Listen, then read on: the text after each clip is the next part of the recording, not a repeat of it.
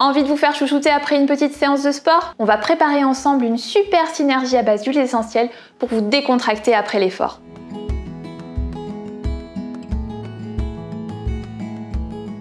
Les sportifs de haut niveau, ils se font tous masser après une séance d'entraînement, après une compétition. Et c'est vrai que ça fait du bien. Ça relaxe, ça délasse et ça optimise la récupération post-effort.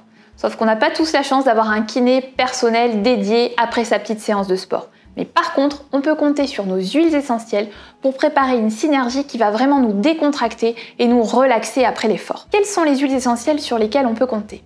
Tout d'abord, pour préparer notre préparation, il va nous falloir un petit flacon en verre teinté, plutôt de 10 ml. On va commencer par une première huile essentielle, qui est l'huile essentielle de lavandin super. Et on va verser 10 gouttes. On va passer à une deuxième huile essentielle, qui est celle d'estragon.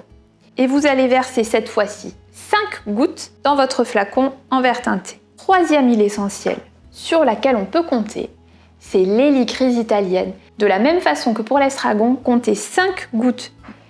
Quatrième huile essentielle à ajouter, la grande incontournable anti-inflammatoire de l'appareil ostéomusculaire, c'est l'eucalyptus citronné. Donc de la même façon, on l'ajoute à notre préparation, comptez 10 gouttes. Dernière huile essentielle à ajouter, le gingembre. 10 gouttes d'huile essentielle de gingembre dans votre flacon. Et maintenant, on va passer aux huiles végétales. La première à associer, c'est la calophylle inophile. Vous ajoutez 5 ml et ensuite, on va compléter avec du macérat huileux d'arnica qui est aussi l'incontournable de toute synergie post-effort décontracturante et anti-inflammatoire. C'est pour ça qu'il fallait choisir un flacon de 10 ml puisque là finalement on va compléter notre préparation à hauteur du flacon avec le macérat huileux d'arnica. On agite toujours pour bien mélanger, bien homogénéiser la préparation. Ensuite, vous ouvrez votre flacon, on en prélève un petit peu dans la main, une quinzaine de gouttes si vous avez un flacon à gouttes. Sinon, vous pouvez en prélever l'équivalent d'une cuillère à café. On masse bien ses mains et ensuite, on va aller se masser aux endroits du corps qui ont été sollicités par l'activité physique. Si vous avez la chance d'avoir un conjoint ou une conjointe disponible à la maison, c'est le moment de leur demander de vous aider.